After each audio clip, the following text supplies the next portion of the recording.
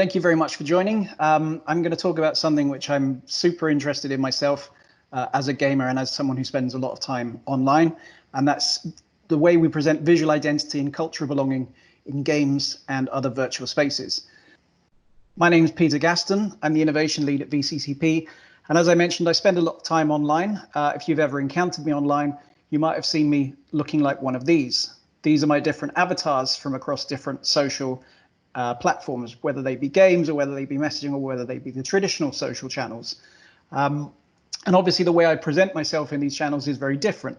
I'm a different person on LinkedIn than I am to the person I am on Twitter, and I'm a different person on Twitter than I am on the person that I present to friends in WhatsApp groups. The idea that I'm trying to get across, which I think is fairly much a truism, is that we all present different faces in different spaces. My personal favorite presentation is Bitmoji. Bitmoji, I feel, is the one that most accurately represents who I am, what I look like. You can see in my Bitmoji here the perils of being locked down at home for 8 weeks. The difference between my Bitmoji in January and my Bitmoji today is probably slightly more exaggerated, but not too much. But what's really interesting about Bitmoji is the fact that as a replacement for emoji, they let you be more expressive. You can create your own customized reaction GIFs with Bitmoji, but they also let you control a bit of how much you're sharing about yourself. You don't have to show photographs. You don't have to show the real you. It is a cartoonified, abstract avatar. And I think Bitmoji are doing two things that are really interesting and particularly relevant to what I'm going to talk about today. First of all is the beginning of this year, they introduced what's called mix and match. Mix and match is simply allowing a much broader range of clothing options for you. Before you had to choose individual outfits, now you could choose different jackets, shirts and shoes. Doesn't sound like much, but it's a way to completely customize and make it much more feel more like you, and also a way for them to monetize the service in the future by allowing brands in to sell sponsored items to you. The other thing that's interesting about Bitmoji is that they're moving into games. Bitmoji, your Bitmoji character, will be able to represent you in games on Snapchat, but also any games which use the Snapchat SDK. So your representation of yourself, your Bitmoji, will be the character that represents you in games too. Now, Facebook, never letting an opportunity to copy Snapchat go to waste, have also introduced their version of this. They're called avatars. They started rolling out in Europe last month, I believe, and in the US just this week. Very, very similar. They have a very good range of diversity, being a global company, but they're also doing the same thing. They're using them for reaction GIFs, but they're also using them as avatars which will represent you in their virtual space, which is Facebook Horizon, which is currently in a closed test and probably due to be released towards the end of this year. But as we see traditional social media moving into games and virtual spaces, we also see the opposite happening. We also see a lot of talk about games becoming the new social media. That's especially been accelerated by the coronavirus era. As people spend more time online, they're spending time online in games as much as anything else. And those games are places where they can meet their friends. We've had stories of people having wedding parties in Animal Crossing. We've had stories of people doing team meetings in Red Dead Redemption. Games are really micro-niche online communities. They're a group of people gathered together to share a common interest. Equally as valid, I would say, is something like Mumsnet, which is, for mothers and parents to come together and congregate around an interest. Now, games do exactly the same thing. And I think a prime example of this, and a quite sad example, was in the recent Final Fantasy online game, where 2 of the real life players of this community died of coronavirus. And so many of the players in game took to holding a funeral procession for them and showing their loss and their mourning by taking this procession through the game to celebrate the loss of their real world friends. But the thing is, this is not really new. Games have been social networks for quite some time. Online gaming has always been about groups of friends coming together for a common interest. I think why it's getting the attention now is because their scale is starting to approach the scale of some of the smaller traditionally defined social networks. If you look at the user number of Fortnite has about 350 million active registered users, and Twitter has something in that region of monthly active users as well. But it's also about bringing in people who are not typically considered gamers. Nowhere is that more obvious than in Fortnite. Fortnite, if you're not aware of it, and I'm not sure you probably must be aware of it, I'm sure it's been mentioned several times today, but it's a big multi-user online space. And it's really interesting because, yes, it's a game, but it's a little bit more. And I want to take a little diversion to talk about Fortnite for a few minutes. There are three really interesting things to know about Fortnite. One is that it's not just a game. Two is that it has no lore, and I'll explain that in a second. And three is that it's completely free to play. Let's start with the fact that it's not just a game. Yes, it is a game. Of course, it is a game. It has this central conceit where people get together to play it, and it started its life as a game. But also, I think the best metaphor for it is that it's kind of like a skate park. It has this central function that people go there to perform, but it's also just a place for people to hang out and experiment in. People go to Fortnite to game, but they also go to Fortnite to chat with their friends, and increasingly they go there for other reasons too. I've no doubt that this has been mentioned several times already, or will be mentioned several times already by the end of the day, but the recent Travis Scott event in Fortnite kind of broke the rules of what games should do. Travis Scott, if you're not aware of this, Travis Scott launched a new single through Fortnite, and it kind of, anybody could go and watch this huge release event, but it stopped the general rules of the game. There were no weapons, there was no shooting, you couldn't play the game, you could only go there to observe what was happening. This is from a video of my experience at the end of the event, which was absolutely phenomenal.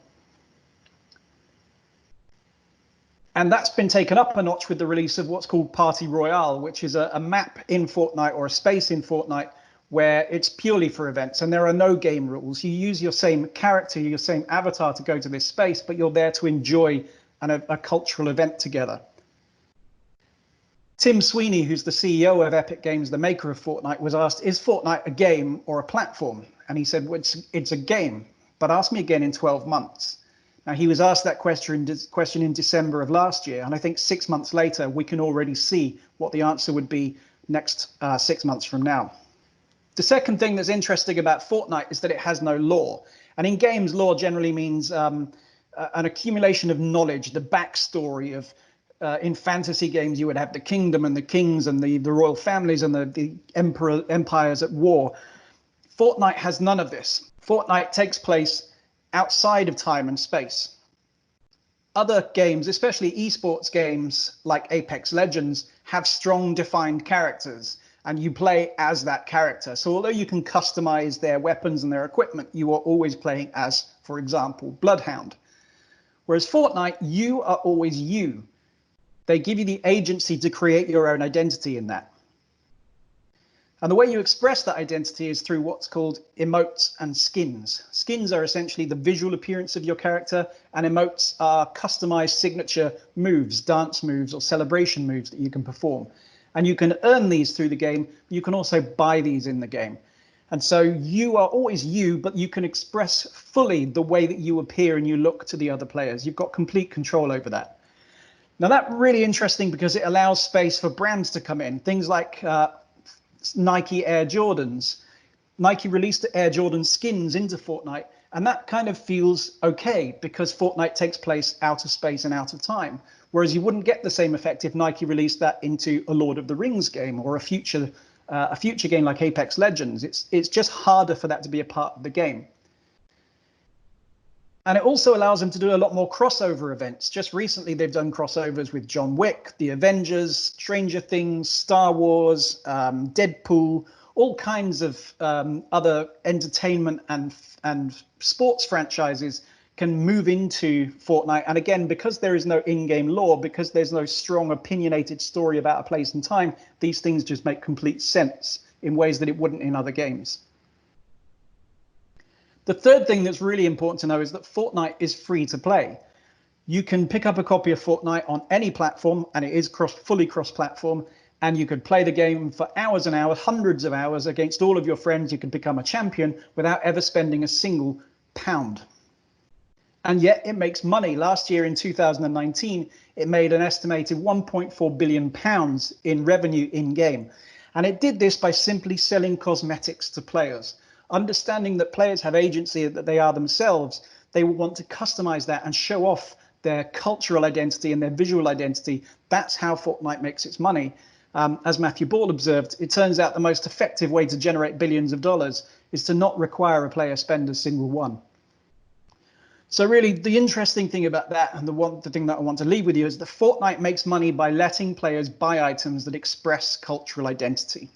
And it's one of the few spaces, the few big games where that really makes sense. But the breakout game of this year has no doubt been Animal Crossing. Animal Crossing on the Nintendo Switch launched right at the beginning of the lockdown. And all of a sudden, this world in kind of confusion and doubt, you had the option to escape into your island on Animal Crossing where everything is nice and ordered. And there are clear rules and you can create this beautiful, perfect environment around you. It's no surprise that it became a breakout smash hit. One of the really interesting decisions that Nintendo made in this game was to allow you to import custom designs. Clothing designs, housing designs, all kinds of things. You could download or find or unlock these images and bring them into the game. And that opened the door to a lot of self-expression. In Animal Crossing, you can express your sexual identity. In Animal Crossing, you can express your political identity. And in Animal Crossing, you can express that you belong to a fandom like the Detroit Lions.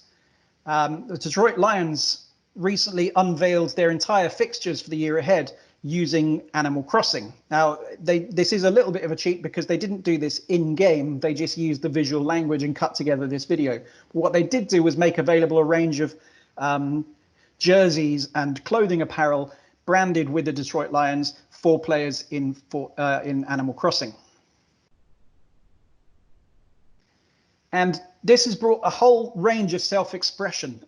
People spending hours making virtual clothes, streetwear, high fashion. People started copying, making digital bootlegs of clothing and bringing them into the game. And where people start to do this, of course, brands follow them into it.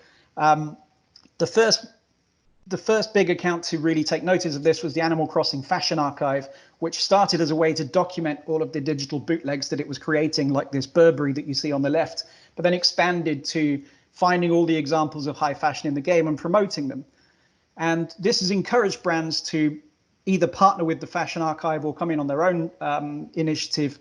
And we see brands like Marc Jacobs and Net-a-Porter and the streetwear brand 100 Thieves make available Animal Crossing clones of their physical fashion ranges for players to wear and express their brand affinity and cultural identity in the game.